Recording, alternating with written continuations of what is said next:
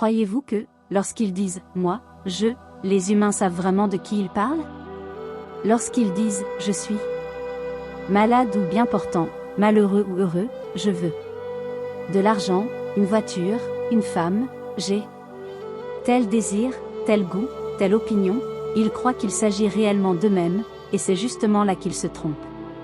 Comme ils ne se sont jamais analysés en profondeur pour connaître leur véritable nature, ils s'identifient sans cesse avec ce « je » représenté par leur corps physique, leurs instincts, leurs désirs, leurs sentiments, leurs pensées.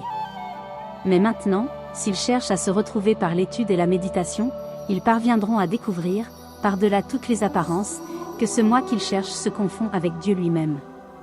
Car la réalité, c'est qu'il n'existe pas une multitude d'êtres séparés, mais un être unique qui travaille à travers tous les êtres, qui anime et se manifeste en eux, même à leur insu.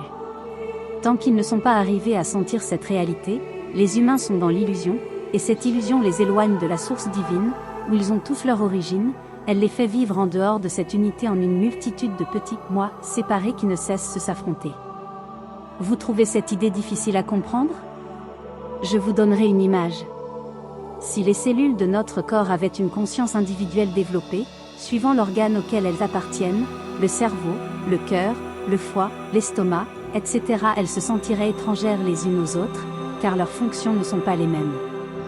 Mais si ensuite ces cellules pouvaient aller plus haut dans la compréhension, elles se rendraient compte que c'est un seul être qui les embrasse et les réunit toutes, l'homme lui-même.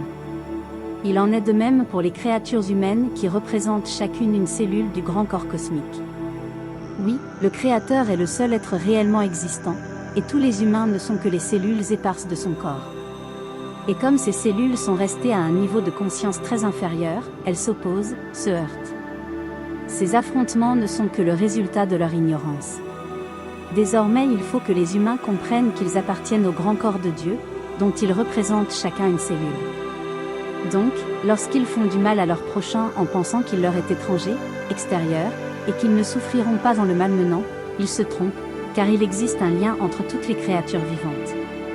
Lorsque nous faisons du mal aux autres, c'est à nous aussi que nous faisons du mal, même si pour le moment nous ne le sentons pas. Et il en est de même lorsque nous leur faisons du bien, c'est à nous aussi que nous le faisons. Combien ont vérifié que si un être qu'ils aiment souffre ou reçoit des coups, c'est comme si c'était eux qui recevaient ces coups, et que s'il lui arrive un bonheur, ils se réjouissent comme si ce bonheur leur était arrivé à eux. C'est parce qu'instinctivement, intuitivement, ils sont entrés dans la conscience de l'unité. Et c'est cette conscience de l'unité qui est le fondement de la vraie morale. Le Créateur a prévu que, pour l'équilibre de la création, chaque créature aurait ce dont elle a besoin pour vivre et s'épanouir. C'est pourquoi quand les humains s'affrontent et se détruisent, ils travaillent contre le Créateur. Même s'il les a créés différents, ce n'est pas pour que ces différences leur servent à se combattre. Tous sont sortis de Dieu, et Dieu souffre de les voir s'entre-déchirer. Ils se croient souvent justifiés dans leur lutte qu'ils prétendent mener au nom d'intérêts supérieurs, alors qu'ils ne sont en réalité inspirés que par l'ignorance et l'égoïsme.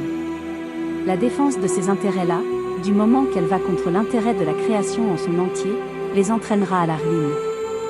Oui, le véritable intérêt des humains se confond avec celui de la divinité. Seule la rencontre de l'intérêt de l'homme et de l'intérêt de Dieu produit des bénédictions pour tous.